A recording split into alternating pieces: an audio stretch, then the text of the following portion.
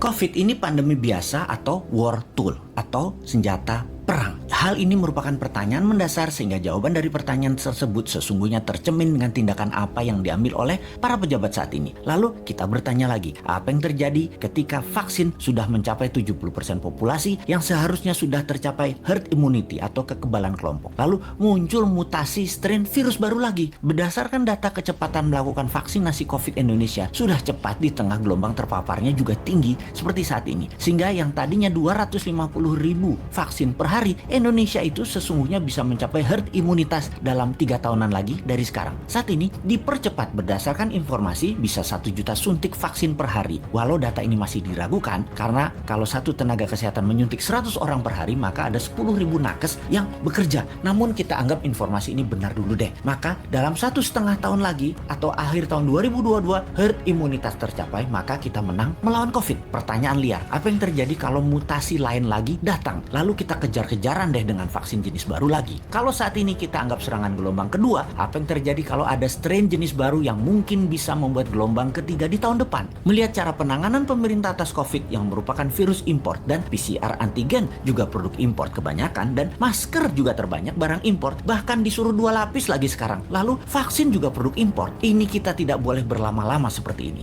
Apa nggak kita balik aja sebaiknya? Inilah masa di mana produk lokal, misalnya masker, harusnya merupakan 90% masker yang beredar di Indonesia saat ini adalah buatan lokal. Antigen tes lokalnya harus 100%.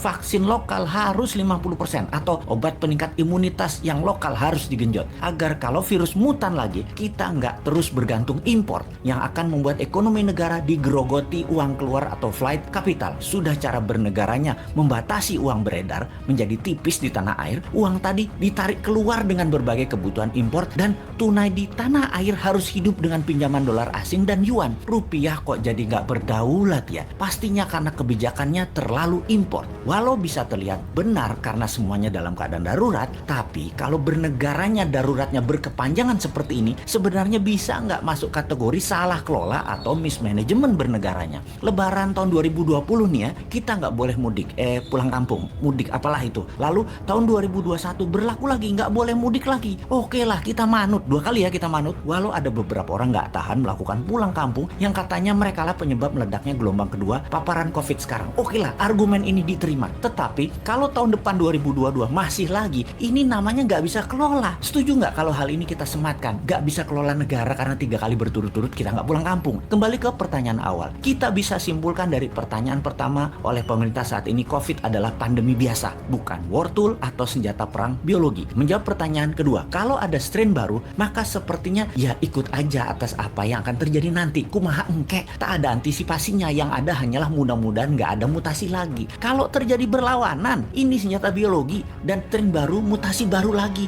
yang membuat harus vaksin baru lagi. Kita tergopoh-gopoh lagi. Solusinya pasti tinggal bangun narasi, bayar pasukan buzzer dan pasukan buzzer bekerja keras lagi. Nah, di posisi begini kasihan mereka yang mau jadi presiden tahun 2024 sementara mereka dalam posisi menjabat yang ternyata salah semua pengelolaan pandemi dan ekonominya. Pasti kena imbas negatifnya mereka karena mereka juga bagian dari ketidaktepatan kelola pemerintah pusat dan daerah.